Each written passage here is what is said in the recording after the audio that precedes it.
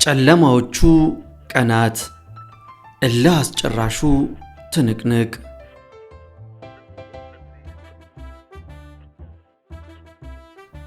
ውድ የኢትዮ ትዝታ ቤተሰቦች፣ ሻዕቢያ ከአስመራ ወደ አድዋና ሽሬ ስንቅና ትጥቅ ለማመላለስ የሚያገለግለውን መንገድ ለመዝጋት ወሰነ። የኢትዮጵያ አብዮታዊ ሰራዊት የ604ኛ ኮር ደግሞ ከፍተኛ ተጋድሎ አደረገ። በሻዕቢያና በ604ኛ ኮር መካከል መንገዱን ለመያዝ ከፍተኛ ትንቅንቅ ሆነ። ብዙ መስዋዕትነትም በሁለቱም ወገን ተከፈለ። ይህ መስመር ተያዘ ማለት ለወገን ጦር ምንም አይነት ስንቅና ትጥቅ አያገኝም ማለት ነው። ከዚህ ቀደም ሻዕቢያ ይህንን መንገድ ለመዝጋት ራማ ላይ ጥረት አድርጎ አልተሳካለትም። ከፍተኛ ሽንፈትም ገጥሞት ነበረ። ይሄ ታዲያ የአብዮታዊ አመራሮችን ጠላት ተዳክሟል፣ ከዚህ በኋላ ኃይል የለውም የሚል ውሳኔ ላይ ደረሱ። ጠላት ግን ኃይሉን እንደ አዲስ አሰባስቦ የስንቅና ትጥቅ ማቅረቢያ መንገድን መዝጋት ቻለ። ወገን ተከበበ።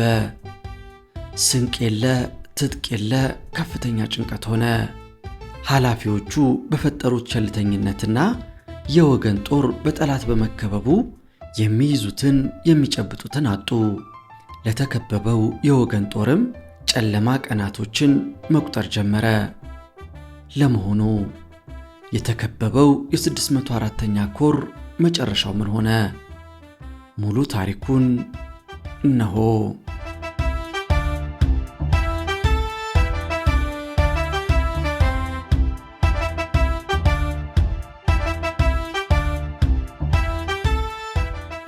ጨለማዎቹ ቀናት፣ እልህ አስጨራሹ ትንቅንቅ።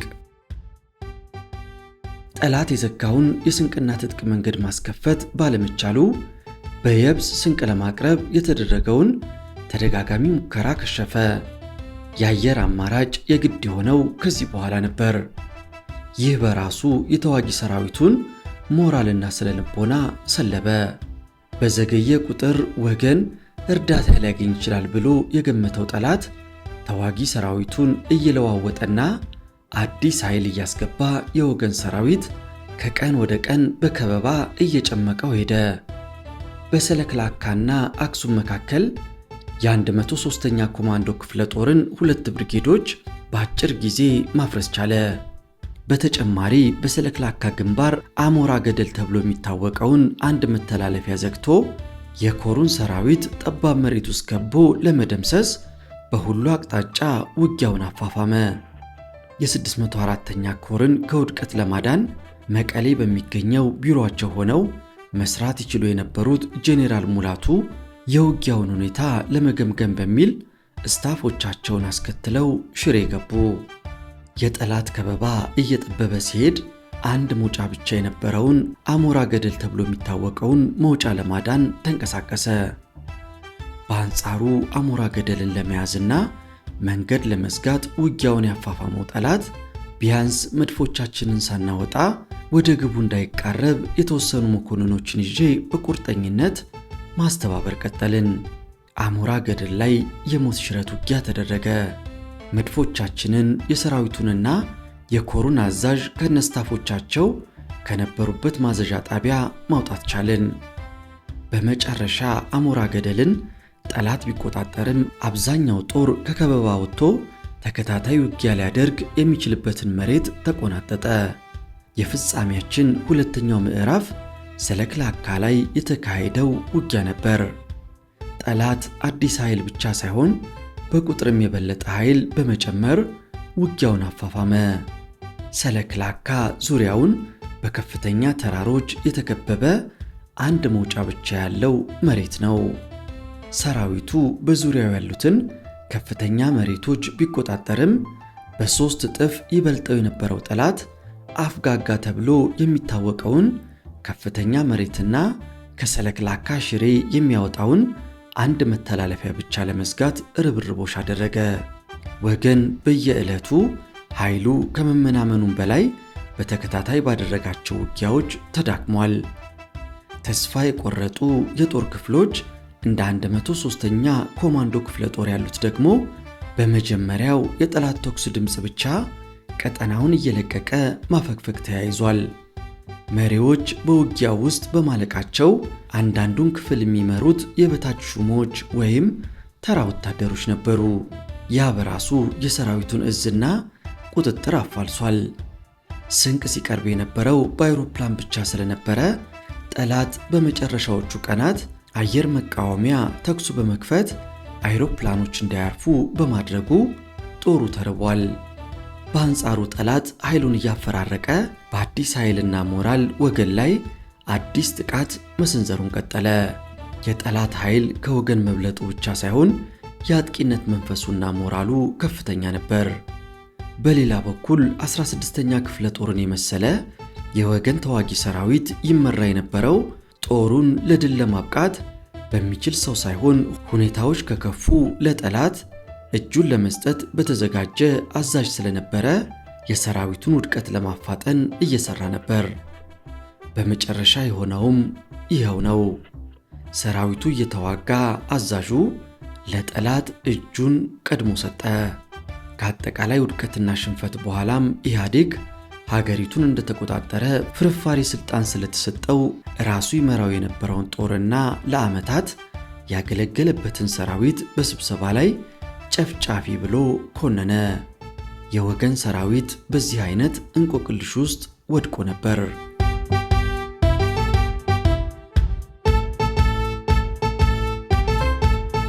ሰለክላካ የነበረው ሰራዊትና የኮሩ ማዘዣ ጣቢያ ከብዙ ትግል በኋላ ከጠላት ከበባ ቢወጣም ከፍተኛ መስዋዕትነት ተከፍሏል።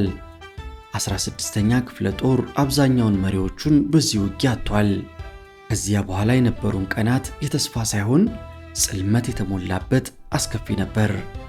በዚህ መሰረት የመጨረሻው ውጊያ እንዳስላሴ ላይ ሆነ።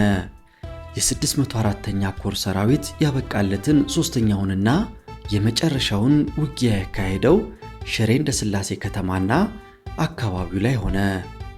በመጨረሻዎቹ የውጊያ ቀናት የጠላት ሰራዊት በራሱ ኃይል ብቻ ሳይሆን ከፍተኛ የሻዕቢያ እገዛም ያልተለየው ነበር። የወገንን ሰራዊት ውድቀት ለማፋጠን በአጠናካሪነት የመጣው የሻዕቢያ ሜካናይዝድ ጦርን ይዞ ውጊያ ውስጥ ገባ። ሻዕቢያ ከታቀደለት መደምሰስ ድኖ የነጻነት ቀኑን የሚያፋጥንለት የመጨረሻ ውጊያ በትግራይ ምድር ለማካሄድ በታንክና በመድፍ የተጠናከረ ሜካናይዝድ ጦር ይዞ እንዳስላሴ ላይ ገጠመን። ውጊያን ታሪካዊ የሚያደርገውም ይኸው ነበረ። ሻዕቢያ ከዚህ በፊት የህወሓት ጦርን ለመርዳት ሌሎች ውጊያዎችን አካሂዷል።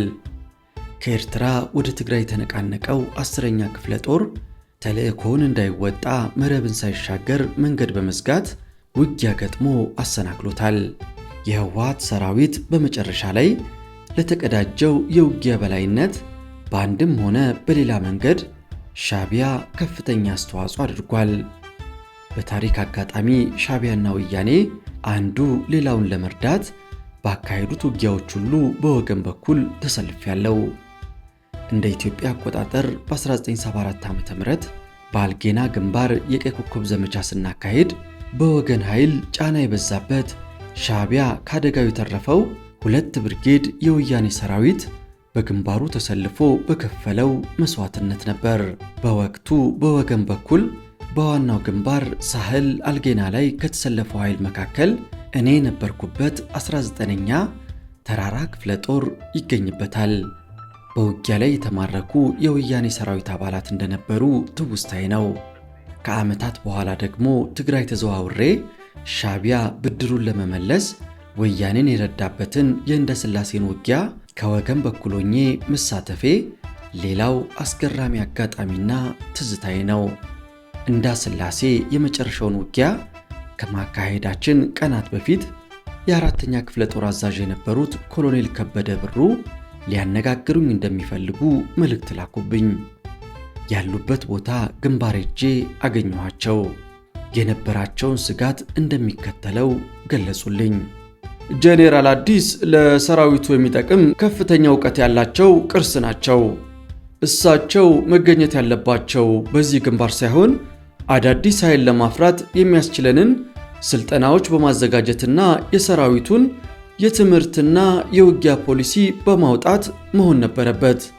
እንደሚታወቀው በእድሜ ገፍተዋል።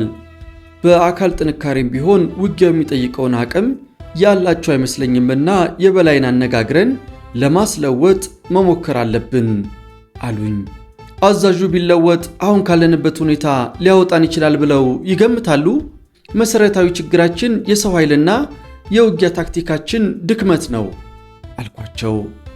ጦር አዛዥ ካገኘን 3 መፍትሄዎች ማየት ይቻላል አሉኝ። አንደኛ፣ የጠላት ከበባ ወገን ላይ ከመጥበቡ በፊት 3ኛ ክፍለ ጦርን የመሰለ ጠንካራ ጦር በአፋጣኝ ጠላትን ከኋላ ሊወጋ እንዲችል የበላይን ማስጨነቅ።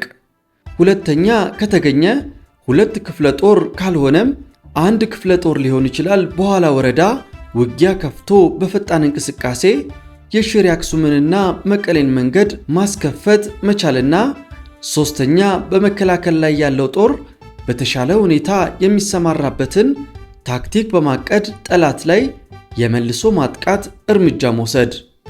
ለዚህ ደግሞ አሁን ባለንበት አስቸጋሪና የሞትና ሽረት ወታደራዊ ሁኔታ ውስጥ ወይም አደጋ ውስጥ የሚጠይቀውን ወሳኝና ኮስታራ አመራር የሚሰጥ አዛዥ ያስፈልገናል።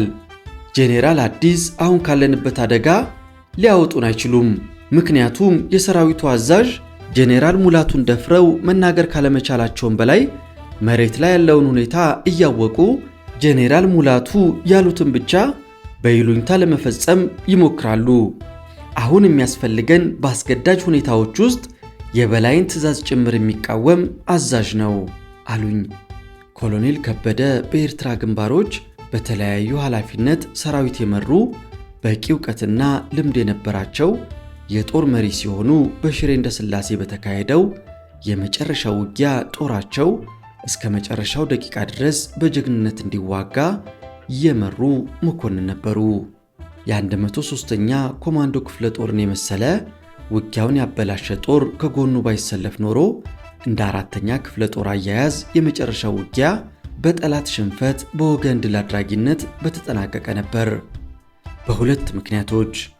አንደኛ፣ የ103ኛ ክፍለ ጦር ከ4ኛ ክፍለ ጦር ጎን የተሰለፈ እንደመሆኑ መጠን ጠላት ሻቢያን ጨምሮ በ4ኛ ክፍለ ጦር ላይ ተደጋጋሚ የማጥቃት ሙከራ አድርገው ክፍለ ጦሩ የያዘውን ከፍተኛ መሬት ሊያስለቀቁ ካለመቻላቸውም በላይ ጠላት ከፍተኛ ጉዳት እየደረሰበት ሄደ።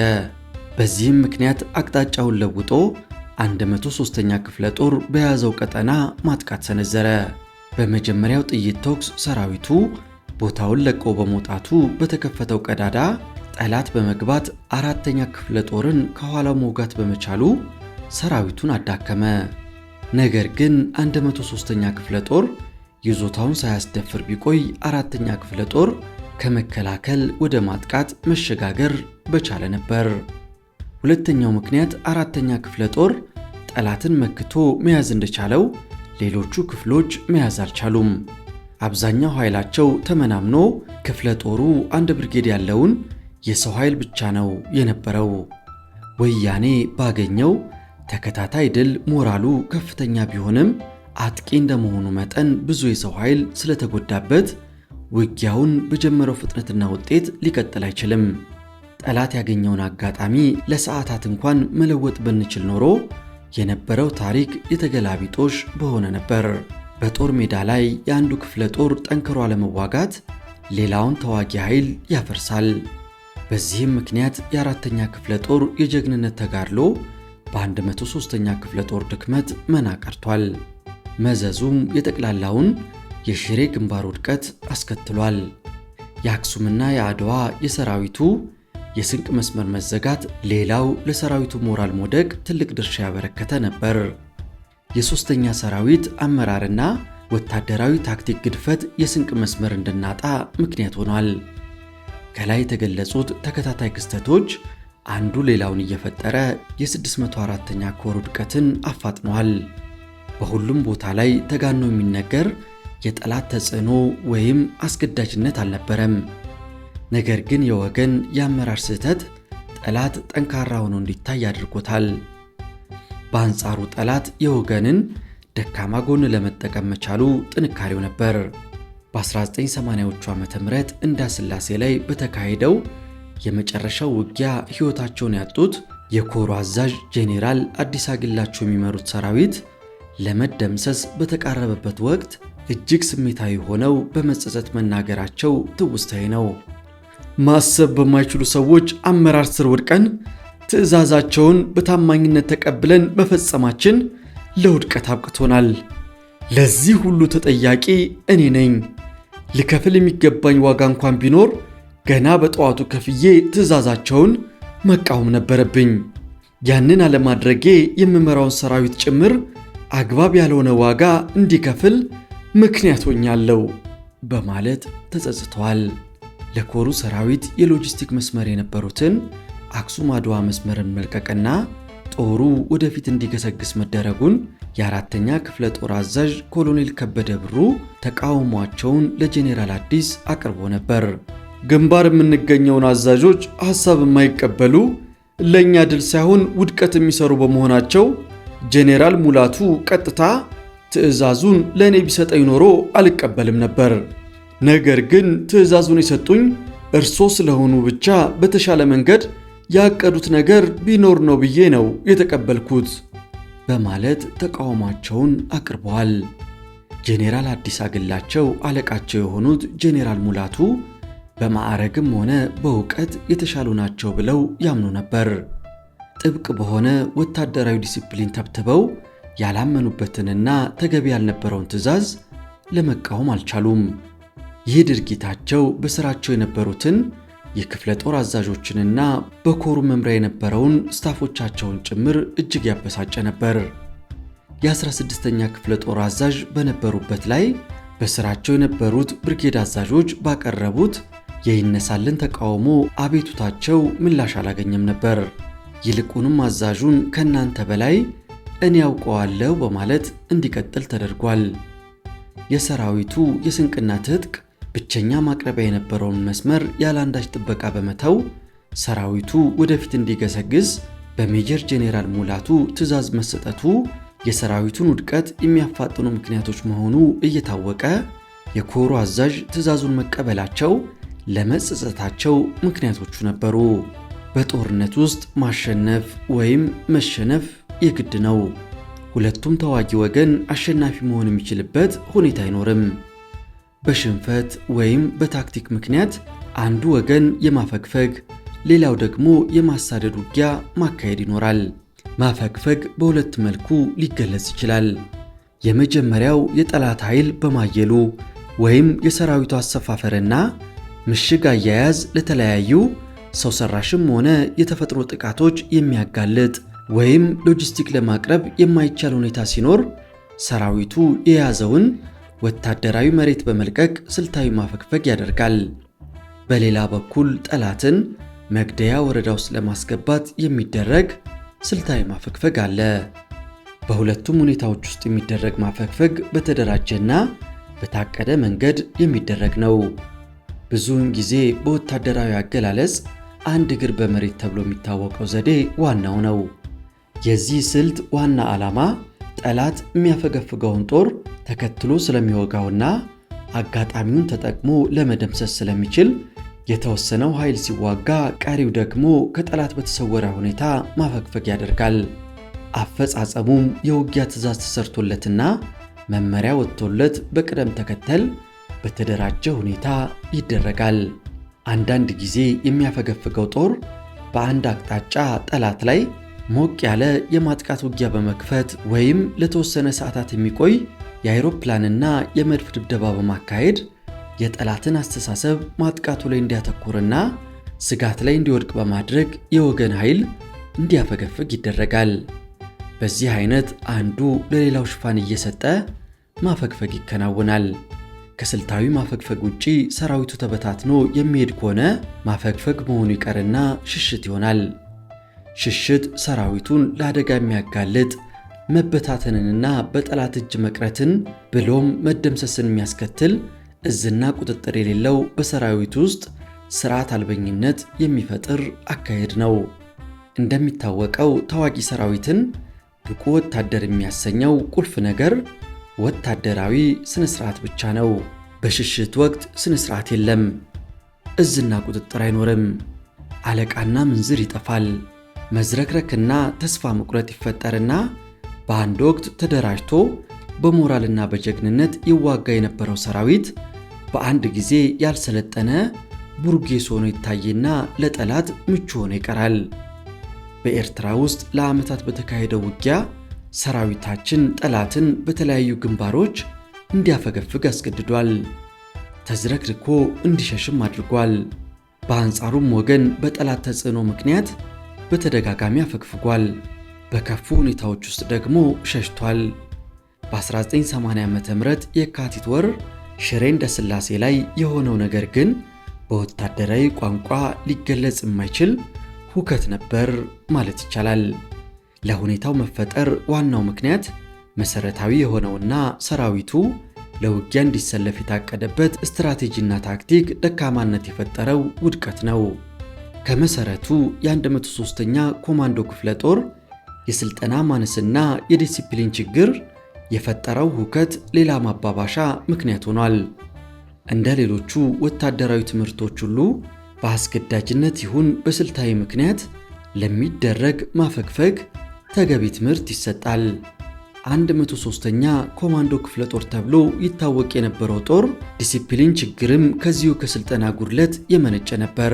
በክፍለ ጦር ውስጥ ከታዩት ችግሮች ውስጥ ዋናዎቹ አንደኛ፣ ያለ አዛዦች ትዕዛዝ ሰራዊቱን የያዘውን ወታደራዊ መሬትና የውጊያ ቀጠና መልቀቅ፣ ሁለተኛ፣ የአዛዦችን ትዕዛዝ አለመቀበል፣ ሶስተኛ፣ ተዋጊ ወታደሮችን ማሳደምና በቡድን ሆኖ ምሽጎችን ለጠላት በማስረከብ መውጣት፣ አራተኛ፣ ለጠላት ቡድን እጅ መስጠት፣ አምስተኛ፣ ስንቅና ትጥቅ መጋዘኖችን መዝረፍና ለሌሎች አሳልፎ መስጠት ወይንም ሆን ብሎ ሽብር እንዲፈጠር ማቃጠል የተፈጠሩ ሁከቶች ነበሩ።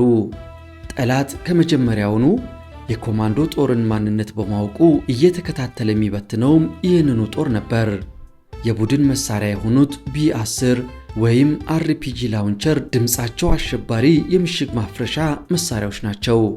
ጠላት በብዛት እነዚህን መሳሪያዎች የሚጠቀመው ለማሸበሪያነት ነበር። ሞራሉ የወደቀ ጦር የጥይት ድምፅ መስማት ስለማይፈልግ በተተኮሰ ቁጥር ምሽጉን ለቆ ይወጣል።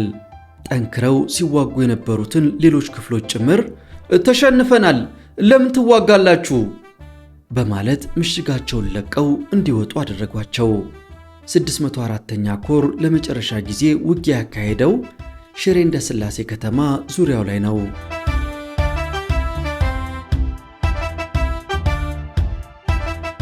በከተማዋ ዙሪያ የነበሩ ከፍተኛ ወታደራዊ መሬቶችን ከያዙት መካከል 103ኛ ኮማንዶ ክፍለ ጦር አንዱ ነበር።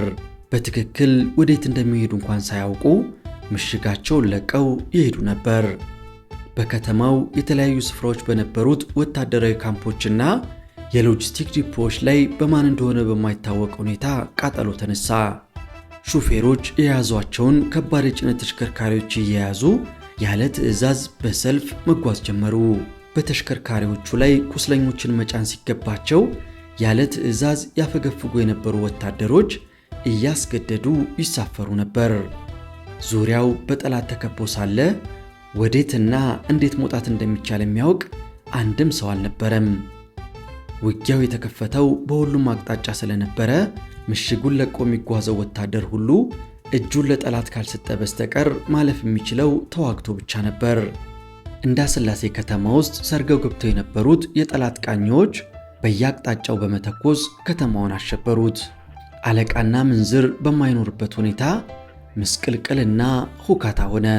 ይህ ሁሉ ሲሆን 4ኛ ክፍለ ጦር እንዳስላሴ ከተማ ምዕራብ ላይ በሚገኘው አዲ ኮከብ ተብሎ በሚታወቀው አካባቢ ከጠላት ኃይል ጋር እየተፋለመ ነበር። ነገር ግን ሁሉም ነገር መበላሸቱን የተመለከተው ሰራዊቱ ምሽጉን ለቆ ለማፈግፈግ ተገደደ። በሕይወቴ ትልቁ የጨለማ ቀን ነበር። በአንድ ወቅት በዲሲፕሊን የሚታወቀው ሰራዊት በጥቂት ስርዓት አልበኞች ምክንያት በራሱና በመሪዎቹ ላይ ሁከት ፈጥሮ ለአደጋ አዘጋጀን። በማየው ሁኔታ ግራ ተጋብቼ በእርግጥ የማውቀውና ስንመራው የነበረው ጦር ነው ወይስ ሌላ እስከ ማለት ደረስኩ። አንዱ ለሁሉ ሁሉም ለእያንዳንዱ በሚል የጦር ሜዳ መርህ ይሰራ የነበረው ወታደር ራሱን ብቻ ለማዳን ሲኳትን ማየት እጅግ አሳዛኝ ነበር። በሺዎች የሚቆጠረውን ሰራዊት እዝና ቁጥጥር መስርተው ይመሩ የነበሩ አዛዦች ትዕይንቱ አስደንግጧቸው ፈዘው ቀሩ። የሚያዙት ጦር ስለተበተነ የቀራቸው ምርጫ በግል ተታኩሶ ለመሞት መጠባበቅ ብቻ ሆነ። ጦር መርተው ለድል ያበቁ ባልቀናቸው ጊዜ ደግሞ በወታደራዊ ስርዓት እንዲያፈገፍግ ያስቻሉ መሪዎች ያልጠበቁት ሆኖ ያላሰቡት ገኖ በማየታቸው ህልም እንጂ እውነት አልመሰላቸውም። በማንኛውም ሁኔታ ውስጥ ጦራቸው ለጠላት አሳልፎ እንደማይሰጣቸው የሚተማመኑ መሪዎች ጦራቸው ስለከዳቸው ፈዘው ቀሩ። ከኮሩ አዛዥ ሌላ 2 ጄኔራል መኮንኖች፣ 2 ኮሎኔሎች በአንድ ዋዝ ውስጥ ተቀምጠው በህልም ውስጥ ነበሩ በሚያሰኝ ሁኔታ ፈዘው ሁከቱን ይመለከቱ ነበር። መሞት ካለብን መኪና ውስጥ ተቀምጠን ሳይሆን ጠላትን አስጨንቀንና ዋጋ እንዲከፍል አድርገን መሆን አለበት ብለን ቆረጥን።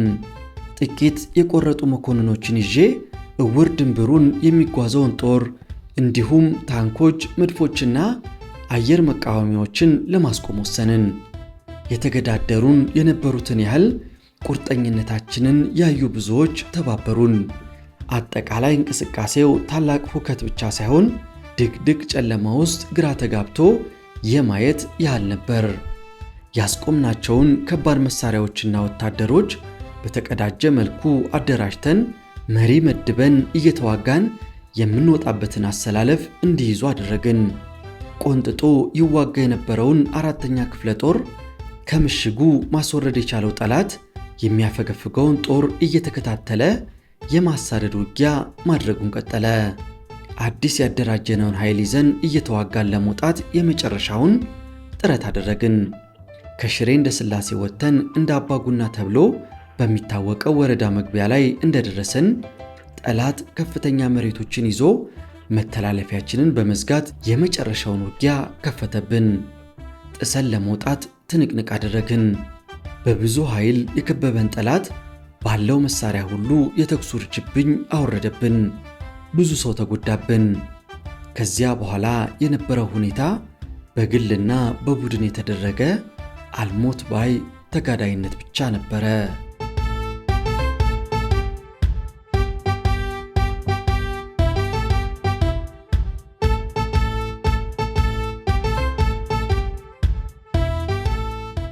አሳዳጁ ሲሳደድ ታላቅ ወታደራዊ ሽንፈት ሽሬ ላይ ሆነ።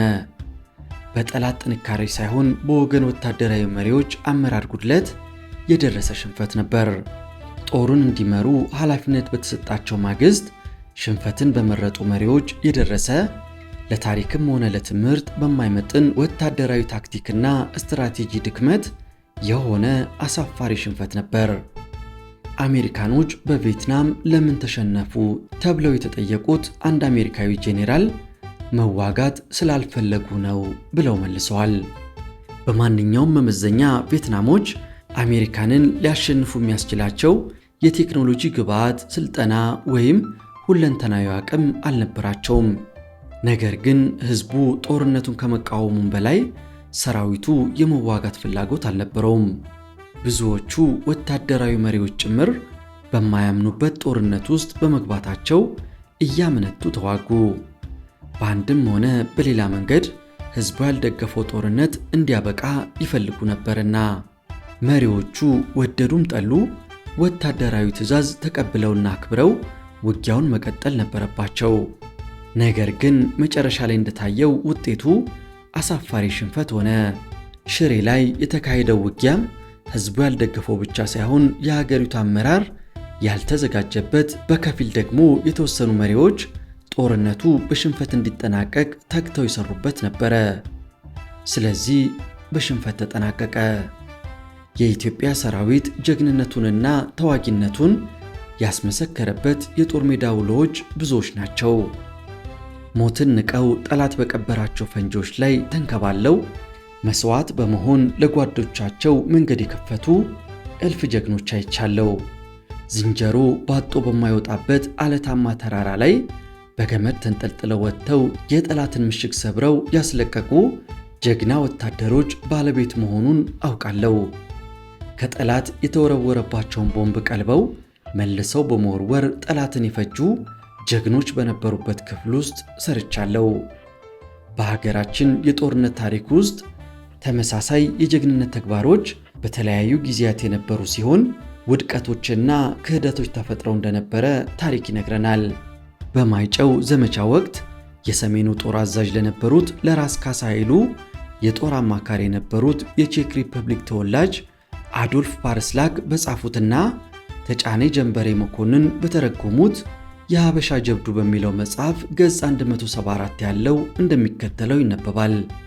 የኢትዮጵያ ሰራዊት ከጎኑና ከፊቱ የሚወድቀውን የጦር ሜዳ ጓዱን እየዘለለ ወደፊት ይነጉዳል። አንዱ ሲወድቅ ሌሎች አስሮች እየተተኩ፣ አስሮቹ ሲወድቁ ሌሎች 50ዎች እየተተኩ የጣሊያንን ጦር እንደ ደራሽ ውሃ አጥለቀለቁት። ራስ ካሳ ወደ እኔ ዞር ብለው አየህ ጌታው፣ ኢትዮጵያዊ እንዲህ ነው የሚዋጋው አሉኝና ቀጥለውም እያንዳንዱ ኢትዮጵያዊ ሲወለድ ጀምሮ ጀግና ተዋጊ ነው። አንዴ በውጊያ ውስጥ ከገባ በዚህ ምድር ላይ ምንም የሚያቆመው ኃይል የለም አሉኝ። የኢትዮጵያ ወታደር እታች ጦር ሜዳ በጦሩ የጠላትን ደረግ እየሰነጠቀ በጎራዴው አንገት ሲቀላ እያሳዩኝ ትንሽ እንደ መተከዝ ብለው አየህ ጌታው፣ ደግሞ ኢትዮጵያዊ አንዴ ሽሽት ከጀመረ የሚያቆመው ምንም ኃይል የለም አሉኝ። ከቆምንበት አፋፍ ጀምሮ እንደ ጎርፍ ቁልቁል እያጓራ የሚወርደውን የኢትዮጵያ ሰራዊት መንገድ እየለቀቁለት አስገራሚ እይታ ነበር። በሽሬ እንዳስላሴ የመጨረሻው የውጊያ ቀናት ዓይኔ ያየውን ማመን እስኪያቅተው የሆነው ልክ ራስ ካሳ እንዳሉት ነበር። አንዴ ሰራዊቱ ማፈግፈግ ሳይሆን መሸሽ ከጀመረ ማስቆም አይቻልም። የሚሸሽ ጦር ደግሞ ምንጊዜም ለጠላት ጥቃት የተጋለጠ ነው። ያልተደራጀ ማፈግፈግ ሽሽት ሲሆን አደጋው ለጠላት መጋለጥ ብቻ ሳይሆን በተናጠል የሚጓዘውን በውጊያ በምግብና በውሃ ጦት የደከመውን ሰራዊት ለመዝረፍ የሚያደቡ ሽፍቶችም ጭምር ያጋልጣል። ከሽሬ እንዳስላሴ ተበታትኖ የወጣው ሰራዊት በአብዛኛው የገጠመው ችግር ይኸው ነበር። ሰብረን ለመውጣት ያደረግነው የመጨረሻ ውጊያ እንደ አባጉና ላይ ካበቃና ሰራዊቱ ከተበተነ በኋላ አወጣጣችን በተለያየ አቅጣጫ ሆነ። በእኔና በኮሩ መረጃ መኮንን ሻለቃ ጉዲሳ የተመራው ቃኝ ቡድን አንዱ ነበር። የእንደ አባጉናን የጠላት ከበባ ጥሰን ከወጣን በኋላ ወደ ጎንደር አቅጣጫ ጉዞ ጀመርን። ጥቂት እንደተጓዝን ሻለቃ ጉዲሳ ቃኞቹን ይዞ ወደ አስመራ አቅጣጫ ለመሄድ ወሰነ። ሻለቃ ጉዲሳ ቤተሰቡ አስመራ ስለሚገኝ ወደዚያ ለመሄድ ወሰነው በዚሁ ምክንያት ይመስለኛል።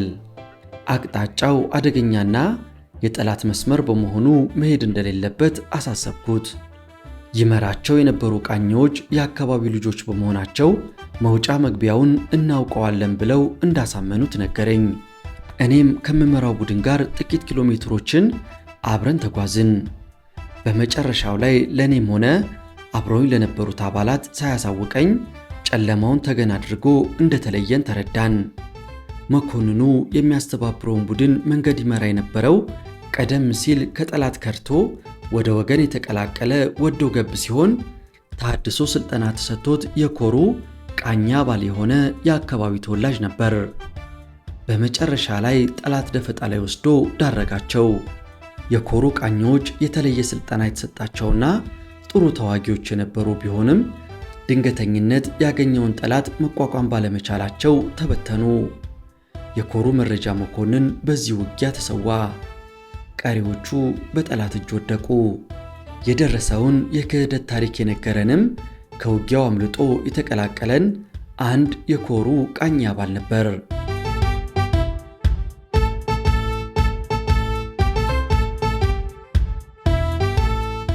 ከሽሬ እንዳባጉና የመጨረሻው ውጊያ በኋላ ፈቃደኛ የሆኑ መኮንኖችና ወታደሮችን በማደራጀት ጠላት በሚገጥመን ቦታ ሁሉ እየተዋጋን ለመውጣት የሚያስችለንን አቋም አደራጀን። በእኔና በሌሎች ሁለት መኮንኖች መሪነት ወደ ጎንደር ለመውጣት ባደረግነው የሞት ሽረት ትግል አስገራሚንና አሳዛኝ ገጠመኞችን አሳልፈናል። ጉዟችን ቀን ቀን ከለላ ይዘን ማታ ላይ ደግሞ በወታደራዊ እንቅስቃሴ ወቅት ልንከተል የሚገባቸው የጥንቃቄ እርምጃዎችን እየወሰድን ነበር። በሂደቱ የሚገጥሙንን የጠላት ደፈጣዎች የቻልነውን እየደመሰስን ከአቅማችን በላይ ሲሆን አቅጣጫ እየለወጥን ከትግራይ ክፍለ ሀገር ወጥተን ጎንደር ክልል ጠገዴ አውራጃ ገባን። ለቀናት እየተዋጋን ተጉዘን ስለነበር የውሃ ጥሙና ረሃቡ አዳከመን። የሚበላና የሚጠጣ ነገር ለማግኘትና ከተገኘም ሁሉም ሰው እንዲደርሰው ማድረግ ስለሚኖርብንና አቅጣጫችንን ከጠላት ለመሰወር ስንል በመንገዳችን ላይ ወደ ነበሩ መንደሮች በተናጥል መግባት እንዳይኖርና ያለ ትዕዛዝ ጥይት እንዳይተኮስ ከልክለናል። በመጨረሻ ምሽት ላይ አንድ መንደር አካባቢ ስንደርስ ከሩቅ ርቀት የከበሮ ድምፅ ሰማን። ሁኔታው አደገኛ ስለሚሆንና ማንነታችንን ካወቁ ለጠላት መረጃ ሰጥተው ሊያስከብቡን ስለሚችሉ አቅጣጫ ለመለወጥ ተገደድን። ወቅቱ ጨለማ ስለነበር ከመካከላችን ሁለት ወታደሮች ትዕዛዞችን በመጣስ ተደብቀው ምግብ ፍለጋ ወደ መንደሩ ይዘርቃሉ። የከበሮውን ድምፅ ተከትለው ወደ ሰርጉ ቤት ጎራ በማለት የሚበላና የሚጠጣ ጠይቀው ይሰጧቸዋል። ከቀናት በኋላ ያገኙትን ምግብ ተስገብግበው እየበሉ እያለ ቤት ውስጥ የነበሩ ወንዶች መሳሪያቸውን ለመቀማት ያሴራሉ። የተራቡት ወታደሮች ምግባቸው ላይ እንዳተኮሩ በድንገት ሚጥሚጣ አምጥተው ወታደሮቹ አይን ላይ ይበትኑባቸዋል። አይኖቻቸው ተቃጥሎ ሲጯጯሁ መሳሪያቸውን በመቀማት ያባረሯቸዋል። እየተደናበሩ ወደ ወገን ከደረሱ በኋላ በሚጥሚጣ የነደደ አይኖቻቸውን በተገኘው ውሃ እንዲታጠቡ ተደርጎ ድርጊታቸው ለሌሎች ትምህርት እንዲሆን አስጠንቅቀን ጉዟችንን ቀጠልን። በደረሰባቸው ጥቃት ሰርገኛው ላይ ቂም የቋጠሩት ወታደሮች ከጓደኞቻቸው ላይ የእጅ ቦምቦች በመውሰድ ለሁለተኛ ጊዜ ሳያሳውቁን ወደ ሰርጉ ቤት ሾልከው ይወዳሉ። ቦታው ላይ እንደደረሱም ድግስ ላይ በነበረው ሰርገኛ ላይ ቦምብ ወርውረው አምልጠው ይመለሳሉ። በቦምቡ ፍንዳታ ብዙ ሰው እንደተጎዳና በዚህ ምክንያት ከሽሬ እየተንጠባጠበ ይወጣ በነበረውና በውሃ ጥምና በረሃብ በተጎዳው ጦር ላይ የአካባቢው ሕዝብ የበቀል እርምጃ መውሰዱን አምልጠው ከወጡ ወታደሮች ተረዳን። በተጨማሪም መንገድ እንዲመራን ከአንድ መንደር አስገድደን የያዝነው ገበሬ ሰርግ ላይ በወታደሮች ቦምብ መወርወሩንና ብዙ ሰዎች መቁሰላቸውን አረጋገጠልን። ከሽሬ በወጣንበት ወቅት ባሳለፍንባቸው አንዳንድ የገጠር መንደሮች የአካባቢው ገበሬዎች መሳሪያ ለመቀማት ሲሉ በውጊያ በረሃብና በውሃ ጥም የተጎዳውን ጦር ብዙ መከራ አሳይተውታል። መሳሪያቸውን በፈቃደኝነት የሚያስረክቡትን በሰላም ሲያልፉ ያንገራገሩትን ደግሞ አድፍጠው በመግደል ወስደውባቸዋል። በጉዟችን ወቅት በደረቀ የበረሃ ሰንበሌጥ የተሸፈነ አካባቢ ላይ በደረሰው ጦር ላይ የደረሰው ጉዳት የከፋ ነበር። በቡድን ሆነው ሲጓዙ የነበሩ ወታደሮች ሰንበሌጥ ሳር ውስጥ እንደገቡ ከፊትና ከኋላ እሳት በመልቀቅና መውጫ በማሳጣት ከፍተኛ ጉዳት አድርሰውባቸዋል። ብዙ ወታደሮች በቃጠሎ ተበልተዋል። ማምለጥ የቻሉት ደግሞ መሳሪያቸውን ተቀምተው የራሩላቸውን ሲለቋቸው፣ ሌሎቹን ደግሞ ምግብና ውሃ የሚሰጡ በማስመሰል በጭካኔ ገለዋቸዋል። በተቃራኒው የቆሰሉ ወታደሮችን አክመውና ለሳምንታት ተንከባክበው አብልተውና ጠጥተው ወደ ወገን እንዲቀላቀሉ የረዱ ገበሬዎች ብዙ ነበሩ። የዚህ መልካም ተግባር ዕድለኛ ከሆኑት መካከል አንዱ እኔ ነበርኩ። ጎንደር ጣብላ ሥላሴ ተብሎ በሚታወቀው ቦታ ላይ በጠላት ጥይት ቆስዬ ያገኙኝ ገበሬዎች ለሳምንታት በቤታቸው ውስጥ ደብቀውኛል። ቤታቸው በቆየሁበት ቀናት ቁስሌን በማጠብና ባህላዊ መድኃኒት በመቀባት ምግብ በማብላት እንዳገግም ካደረጉ በኋላ በመጨረሻ በሌሊት በማጓጓዝ ወደ ወገን እንድቀላቀል አድርገውኛል። ሽሬ ላይ የተደመሰሰው የ604ኛ ኮር ሰራዊት ከተበተነ በኋላ በተለያዩ አቅጣጫዎች የወጣ ቢሆንም እኔን ጨምሮ ከውጊያው የተረፍነው አብዛኛው ሰራዊት ጎንደር መግባት ችለናል። ወገን ወደ ነበረበት ጎንደር እንደደረስኩ ሕክምና ለማግኘት ወደ ሆስፒታል መሄድ ነበረብኝ። ሕክምና ኮሌጅ ውስጥ ወደሚገኘው ሆስፒታል እንደደረስኩ ቀድመው የወጡ ብዙ ወታደሮችን አገኘው። ሻለቃ ሞታል ተብሎ ነበር የተወራው፣ እንኳን ተርፈ ለዚህ በቃ ያለኝና ስሜቱን በለቅሶ ጭምር የነገረኝ ሆስፒታል ያገኘሁት አንድ ወታደር ሆድ ያባሰኝና ያስለቀሰኝ መሆኑ ትልቁ ትዝታዬ ነው። ከሽሬ ቆስለው የወጡ ብዙ ወታደሮች ጎንደር ደርሰው ሆስፒታሉ ባዘጋጀው ድንኳን ውስጥ እንደሚገኙ ነገረኝ። ሕክምናዬን ጨርሼ ተመልሼ እንደምጎበኛቸው ቃል ገብቼለት ተለያየን። በቃሌ መሠረት ቁስለኞቹ ወደሚገኙበት 2 ትላልቅ ድንኳኖች አመራው። ብዙ ቁስለኞች አልጋ በመጥፋቱ መሬት ላይ ጭምር ተኝተዋል። ሻለቃ እንኳን ተረፉ በማለት ከተኙበት ነቃ ነቃ እያሉ መልካም ምኞታቸውን ገለጹልኝ። ሁሉንም እየተዘዋወርኩ ጨበጥኳቸውና አበረታታኋቸው። ሁላችንም ሆድ ባሰንና ተላቀስን። ውጊያውን ከጀመርንበት ቀናት አንስቶ በሽንፈት ከሽሬ እስከወጣንበት ድረስ የተቀበልነው መከራ ቀላል አልነበረም።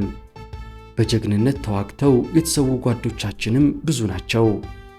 በዩኒቨርሲቲው ሆስፒታል ውስጥ ያሉትን ቁስለኞች ሁሉ ከጎበኛውና በቂ ሕክምና ያገኙ ስለመሆኑና ሌሎች ችግሮች ካሉባቸው እንዲነግሩኝ ጠይቄ ያሉበትን ሁኔታ ለበላይ በማስረዳት የምችለውን ነገር ሁሉ እንደማደርግ ነገርኳቸው። ቆስለው ከተኙት መካከል አንዱ መኮንን እጁን አወጣና ሻለቃ በሕይወት በመገናኘታችን እግዚአብሔርን አመሰግነዋለሁ። ስለ ጎበኛህንም እናመሰግናለን። ከመጀመሪያውኑ ጠላት በውጊያው በልጦን ሳይሆን የተሸነፍነው መሪዎቻችን ባደረሱብን የአመራር በደልና ድክመት ነው። ብዙዎች ለጠላት እጃቸውን ላለመስጠት የሚችሉትን ያህል ረፍርፈው ተሰውተዋል። ሌሎቻችንም ብዙ መከራ ተቀብለን ወደ ወገን መግባት ችለናል። እዚህ ከደረስን በኋላ የተደረገልን እርዳታ ፈጽሞ በቂ አይደለም። ተጥለናል ማለት እችላለሁ። ቁስለኞች ሆነን ሳለ በቂ ምግብ የለም። ሕክምናም በወቅቱ አናገኝም። ውሃም ሆነ የሚለወጥ ልብስ ባለማግኘታችን እስካሁን ያለነው አካላችን ላይ ባለቀው የጦር ሜዳ ልብሳችን ነው በማለት ስሜታዊ ሆኖ እንባ እየተናነቀው ንግግሩን ለማቆም ተገደደ። የምችለውን ለማድረግና ለሚመለከተው ሁኔታውን ለማስረዳት ቃል ገብቼ ተስፋ እንዳይቆርጡ በማበረታታት በሰማሁት ሁኔታ ስሜቴን መቆጣጠር ስለተሳነኝ ተሰናብቻቸው ወጣው። ታሪካችን በእንደዚህ አይነቱ አሳዛኝ ሁኔታ ተቋጨ። ወታደሮቹ ከተኙበት ድንኳን እንደወጣው አንድ የቆሰለ መኮንን ተከትሎኝ መጣና ሻለቃ ዳግም እንኳን ለዚህ በቆ ለማለት ነው። እኔ ጠላት ሳይሆን የወገን ጦር ሊገድሎት ይችላል ብዬ ነበር የሰጋሁት። ምክንያቱም ሰራዊቱ በተበተነ ቁጥር እንደገና ለማቋቋምና ለመመለስ በሚያደርጉት ጥረት ተስፋ የቆረጠ ወታደር ሊተኩሱቦት ይችላል የሚል ስጋት ነበረኝ አለ። ሽሬ ላይ ውጊያውን ሳስተባብር ተመሳሳይ ስጋት የነበራቸው መኮንኖችና ወታደሮች በተደጋጋሚ በአካል መጥተው እንድጠነቀቅ ነግረውኝ ነበር። ወራሪውን የሶማሌ ጦር በመመከት በመልሶ ማጥቃት ከግዛታችን ጠራርጎ ያወጣው ጀግናው ሰራዊታችን ውጊያ ላይ በነበረበት ወቅት መሪዎችን ከኋላ የመምታት ሁኔታ ተከስቶ እንደነበር ይታወቃል። በወቅቱ እንደ ዋና ምክንያት ይነገር የነበረው የፖለቲካ ልዩነት የፈጠረው ክስተት እንጂ የሰራዊቱ ዲሲፕሊን ችግር አልነበረም። ወታደራዊ ትዝታቸውን የጻፉ አብዛኛዎቹ የቀድሞ ሰራዊት አዛዦችና የፖለቲካ መሪዎች የኢትዮጵያ ሕዝብ አብዮታዊ ፓርቲ ኢህአፓ ተብሎ የሚታወቀው ተቃዋሚ ኃይል በጊዜው የነበረውን ወታደራዊ መንግስት ለመጣል ይታገል ስለነበረ የሶማሊያን ወረራ በመሳሪያነት ተጠቅሟል ብለው ይከሳሉ። ለክሳቸው ዋና ምክንያት የወታደራዊ መንግስት የጀርባ አጥንት የሆነው ሰራዊቱ በመሆኑ በጦር ሜዳ ሽንፈት እንዲገጥመው ይፈልጉ ነበር የሚል ነው። በሰራዊት ውስጥ የነበሩ የኢህአፓ አባላት ጦሩ እንዲበተን መሪዎችን ከጀርባቸው በመምታት መግደላቸውን፣ ድርጊቱ የተፈጸመበትን የጦር ግንባርና የተገደሉ መኮንኖችና ወታደሮችን ስም በአስረጅነት በመጥቀስ ገልጸዋል። ይኸው ክስ በሰራዊታችን ታሪክ ውስጥ እንደ ጠባሳ ሆኖ የሚነገር የዲሲፕሊን ችግር ነበር።